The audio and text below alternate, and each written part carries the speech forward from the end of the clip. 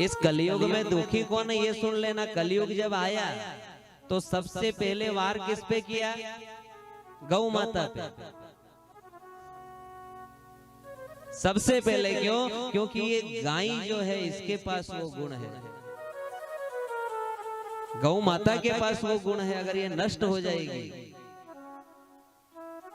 तो समझो इन सब की बिगड़ जाएगी, ये कभी बना नहीं पाएंगे।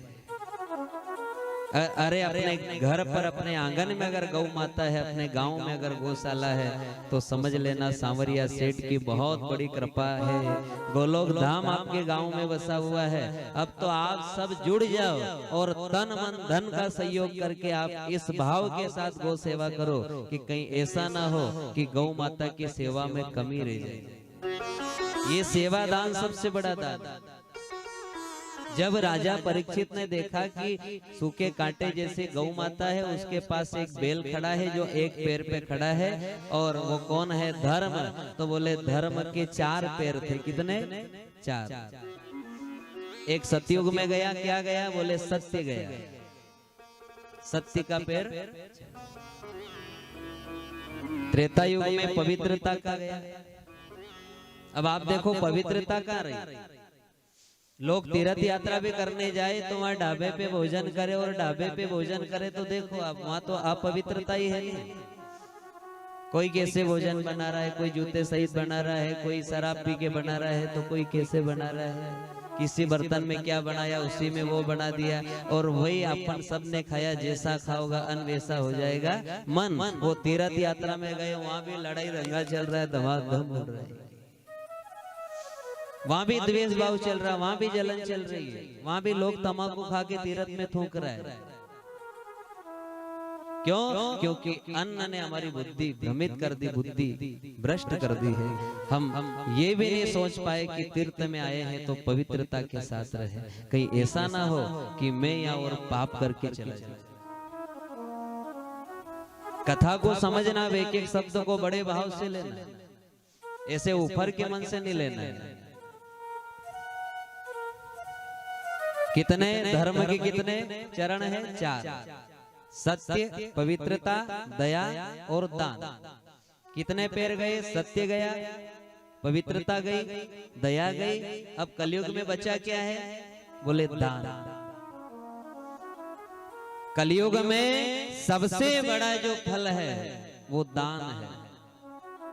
अगर आपके पास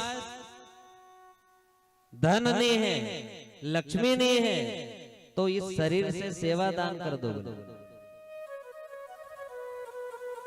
अगर धन नहीं है तो इस काया से आप सेवा दान करो। ये इतने भक्तगण 1 महीने पहले से इस कथा में लग गए। पंडाल की साफ सफाई करी, जगह की साफ सफाई करी, तो ये सब क्या है? ये सेवा दान। जब आप इस काया से सेवा दान भी करोगे तो ये दान अंत समय में मुक्ति रूपी फल आपको देगा, इस संसार चक्र से मुक्त कर देगा। इस कलयुग में सबसे बड़ा बताया है अगर धर्म का, तो वो है दान।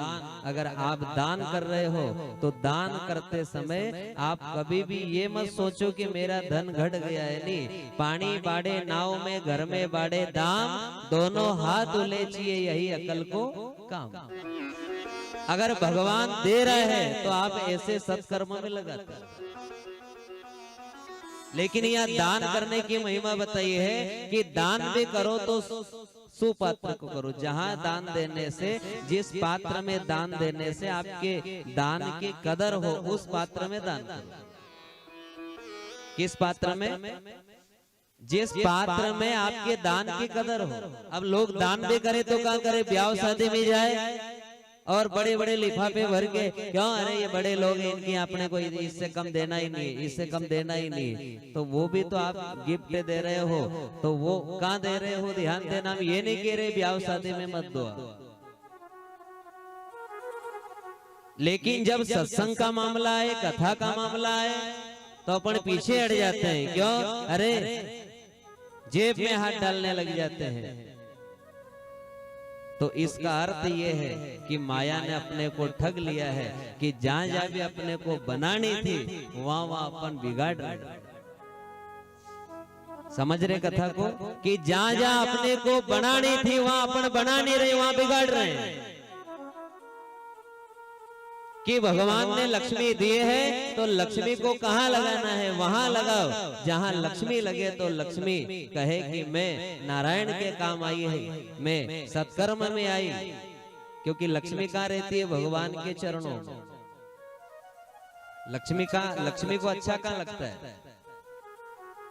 लक्ष्मी को भगवान के चरण अच्छे लगते हैं। और संत सेवा, गो सेवा, ये सब क्या है? ये भगवान के चरण ही तो है कि मुझे भगवान के चरणों की सेवा मिल जाए। इसी भाव के साथ संत गो सेवा करते हैं, संत सेवा करते हैं, ब्राह्मण सेवा करते हैं, तीर्थ सेवा करते हैं। और जब आप ऐसे कार्य में दान करते हो तो आपकी लक्ष्मी भगवान के चरणों में पहुंच जाती है। और वो लक्ष्मी कहती है कि तूने मुझे भगवान के चरण तक पहुंचाया है तो मैं भी एक दिन तुझे भगवान के चरण तक खींच। कौन कह रहे? अपनी लक्ष्मी कह रही है कि तूने मुझे मेरे गोविंद के चरण तक पहुंचा दिया है। जहां मुझे अच्छा लगता है, जहां मैं सेवा करना पसंद करती हूँ, और मुझे जब भगवान के चरणों तक पहुंचाया तो मैं भी तुझे एक न एक दिन गोविंद के चरणों तक खींच ही लूंगी। लक्ष्मी के द्वारा चले जाओगे, धन के द्वारा चले जाओगे। दो ही उपाय बताए हैं, सरल उपाय, एक नाम और दूसरा दान। कि भगवान ने आपको लक्ष्मी दी है, धन दिया है, तो आप ये मत सोचना कि आपके पास जो धन है वो आपके भाग्य का ही नहीं। आपके पास जो धन है, जो लक्ष्मी है, वो सबके भाग्य की है। गौ माता के भाग्य का भी है। यहाँ तक बताया चींटी के भाग्य का भी अपने को मिलता है। किसके भाग्य का? चींटी के भाग्य का भी इस कंचन काया वाले नर नारी को मिलता है। जो भी हमारे पास धन है वो सबके भाग्य का है। और हम ये नहीं कह रहे कि आप सब लुटा दो, लेकिन आपने जो कमाया है उसमें से 10वां अंश आप सत्कर्म में लगाओ, गो सेवा में लगाओ। और लगाते समय आप ये भाव नहीं रखना कि धन घट गया, नहीं, वो धन घटा नहीं है, धन बड़ा है। और ऐसा बड़ा है कि कहीं न कहीं वो कण ऐसा काम आवेगा कि आप कहोगे कि हे भगवान, आज मेरे बेटे के ऊपर बहुत बड़ा भारी संकट आया था, लेकिन कोई कण आड़ा आया जो मेरा बेटा सुरक्षित घर आया। वो कण आया। कोई भी यूं नहीं कहेगा कि 100 बीघा जमीन काम आई, कि ये बड़ा बंगला काम आया, नहीं, कोई कण आया। वो कण क्या है? वो कण वही तो है जो आप दान देते थे। और ये भगवान ने अवसर ही दिया है। चतुर भगत वो है जो ऐसे अवसर को छोड़ता नहीं है कि मकर संक्रांति का महापर्व आ रहा है और उसके पहले मेरे से जितना बने उतना दान में गौ सेवा में दूं, गौशाला में दूं, सत्कर्म में दूं। क्यों? क्योंकि एक एक कण बड़ा अनमोल है रे। या एक एक कण तेरी कई पीढ़ियां तार देगा, कई पीढ़ी। एक एक कण बड़ा अनमोल है। और ऐसी जगह मिलेगा वो कण भी कि जिस समय अंत समय रहेगा, आखिरी सांस अटकी हुई रहेगी, और वो कण ऐसा काम कर जाएगा तेरा कि एक झलक गोविंद दिखाएगा, और झलक देखते ही तेरा जीव निकल जाएगा, प्राण निकल जाएगा।